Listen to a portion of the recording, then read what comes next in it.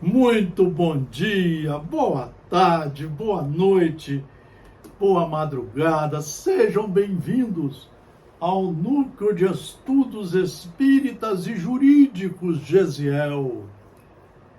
Estamos aqui, Marcelo Paes Barreto. Com certeza absoluta, hoje podemos, com os pés no chão, falar para os senhores, declarar, fora do estudo, fora do conhecimento da verdade, ninguém consegue ser feliz. A felicidade é exatamente seguirmos os ensinamentos de quem nos criou, Deus. Deus nos deu todo o material para estudarmos, nos conscientizarmos da matéria estudada e termos a coragem, o livre-arbítrio, a fé raciocinada para saber seguir sempre o caminho do bem, praticando o bem, praticando de forma positiva o bem. Vejam uma lição do espírito Joana de Ângeles, pela psicografia de Divaldo Franco, do livro Seja Feliz Hoje. Diz ela na abertura: para onde se volte o ser humano, sempre defrontará desafios que fazem parte do processo evolutivo. A luta é, portanto, o clima de segurança para o encontro com a plenitude. Deus fez tudo certinho e dá a cada filho as faculdades, os instrumentos para trabalhar, edificando o caminho do bem pelos seus próprios esforços.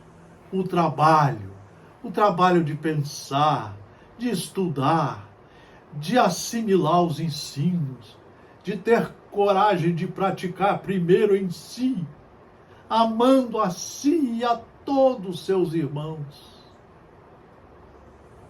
transformando esse planeta num ambiente humano, ou seja, de irmãos que se respeitam reciprocamente, que se amam. Dias há, porém, a luta é, portanto, um clima de segurança para o encontro com a plenitude. Lutar. Se você é um xingador, só usa palavrões, a luta é sua. É você que vai ter que lutar intimamente para mudar o seu modo de pensar, de agir e de se expressar. Se você só faz maldade com os animais, é você que tem que trabalhar para ser respeitador dos animais. E assim por diante. Se você se sente sujo, limpe o seu corpo tomando banho, usando do material que é necessário para o seu corpo ficar limpo. É você que vai trabalhar.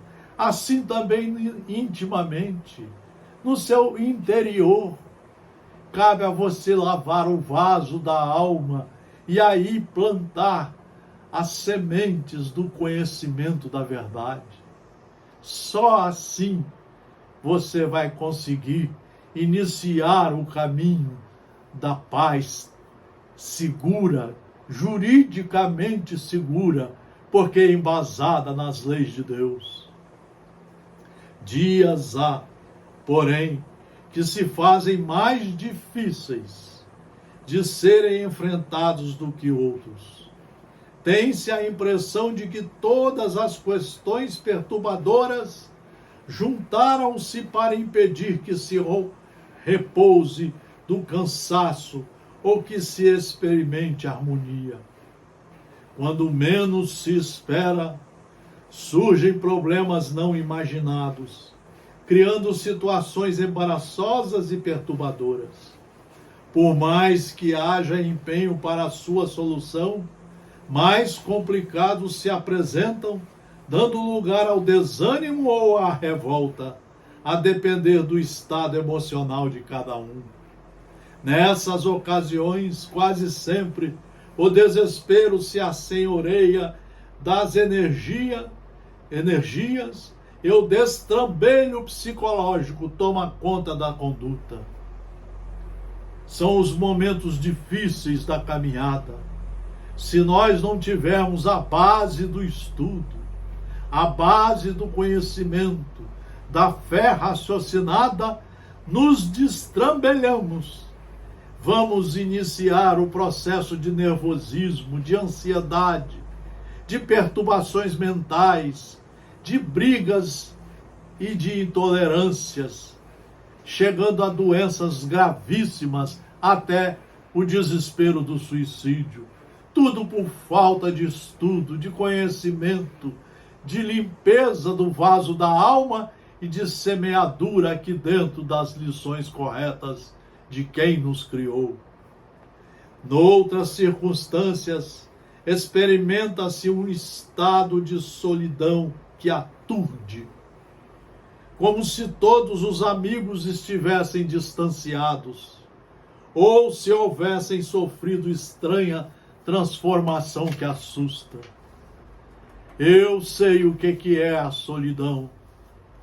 Às vezes ficamos um ano sem receber um telefonema, sem receber um abraço, sem receber uma mensagem de amizade, sem ninguém querer saber como estamos na saúde ou na paz. A solidão é dura, mas também ela tem um fundo de luz maravilhoso, porque nos ensina a nos conhecer melhor, a tratar de nós melhor, a estudar com mais serenidade e a seguir os caminhos de quem nos criou, Deus, através das lições do Mestre dos Mestres, Jesus Cristo. Há ocasiões em que a segurança econômica oscila, a afetividade escasseia e tem-se a impressão de total indiferença dos céus às necessidades urgentes da terra. Todos esses e outros mais são fenômenos naturais do educandário terrestre.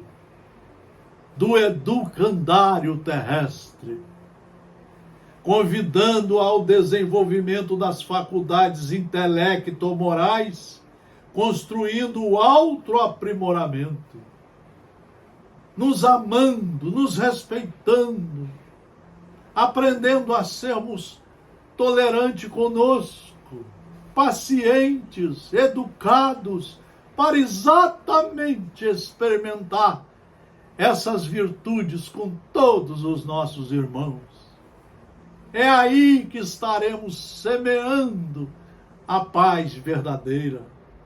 Quando fores visitados por qualquer uma dessas ocorrências inevitáveis, não te deixes surpreender, nem te permita ser arrastados pelo desânimo ou pela perda da fé, porquanto será percorrendo os seus caminhos que disporás de resistências e lucidez para as equacionar uma a uma.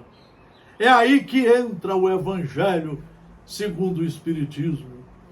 Nos seus 28 capítulos, nos seus 3.000 itens a serem estudados, com a ajuda desses ensinamentos trazidos por Jesus, com a colaboração da doutrina espírita, o Consolador prometido, explicando tudo o que está acontecendo, é que nós poderemos ter a tranquilidade de estudante para continuar estudando, passando de ano de forma segura, seguindo as leis, obedecendo às normas e construindo um futuro de dignidade.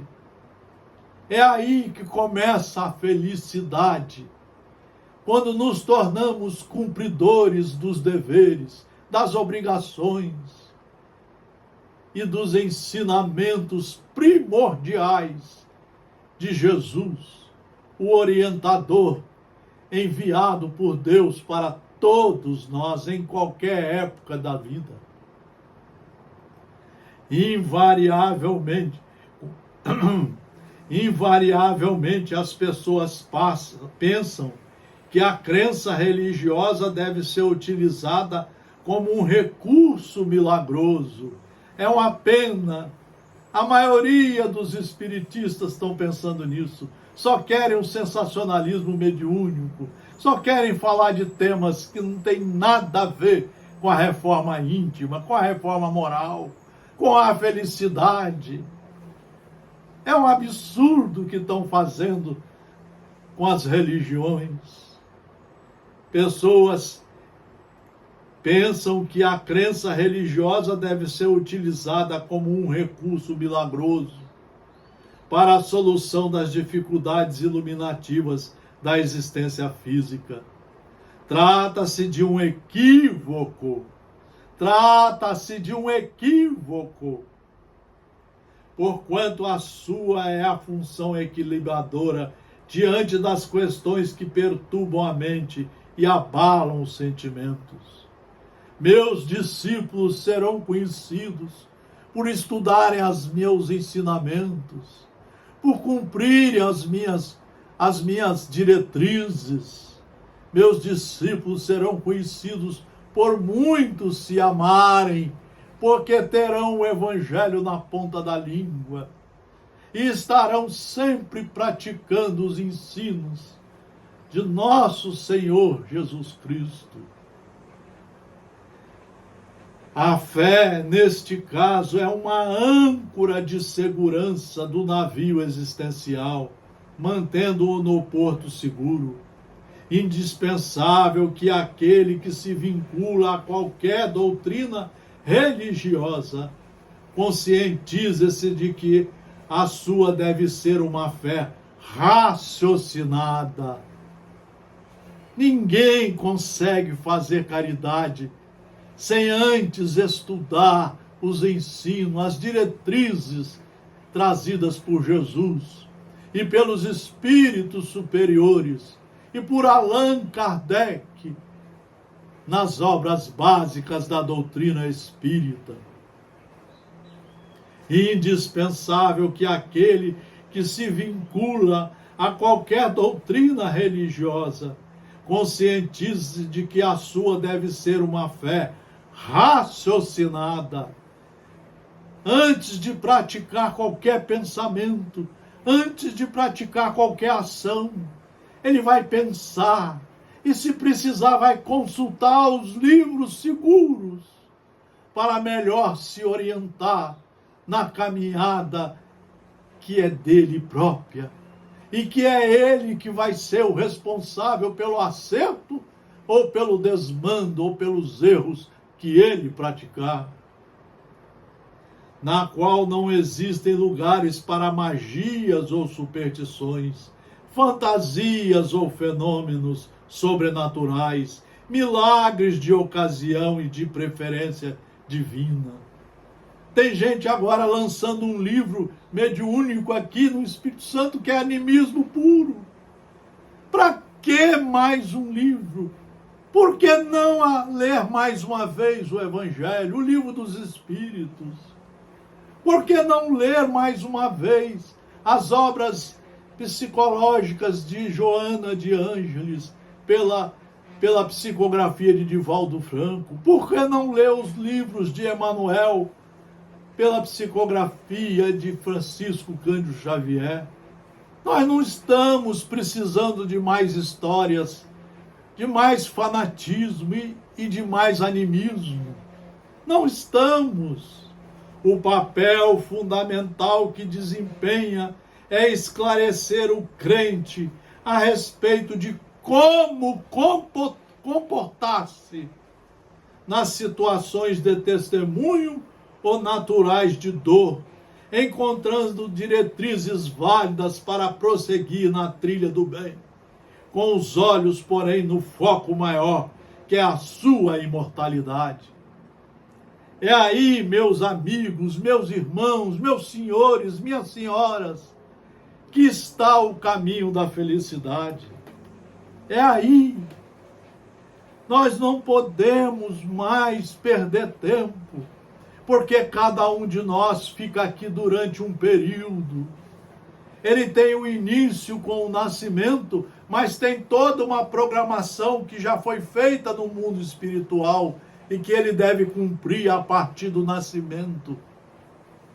Ele vai conviver com os pais, com os irmãos, ele vai ter que estudar muito, vai ter que enfrentar dores, sofrimentos, expiações, provas, provações, exatamente para que ele tenha instrumento pedagógico para se corrigir no tempo correto e, fazendo as correções, poder se enquadrar nas leis de Deus e começar a caminhada retificando os erros, ressarcindo os danos causados aos seus irmãos e ao mundo, e preparando a felicidade futura, a felicidade de consciência tranquila, de um dever bem cumprido, das obrigações bem colocadas, bem realizadas, do respeito a si e ao próximo,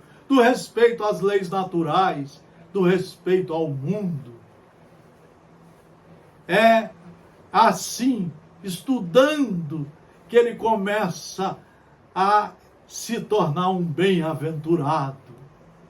É aí que ele começa aquela etapa de poder chegar ao último degrau das bem-aventuranças, o pacificador. Porque aí ele já se pacifica por dentro e ajuda a pacificar o mundo por fora. Esse é o verdadeiro obreiro do Senhor, é o verdadeiro trabalhador do mundo de Deus, é o verdadeiro criador, ajudante criador de um mundo melhor. Boas reflexões. Obrigado por assistirem a mais um pequeno estudo seguro do nosso núcleo de estudos espíritas e jurídicos Gesiel. Muito obrigado pela atenção. Fraternal abraço a todos vocês.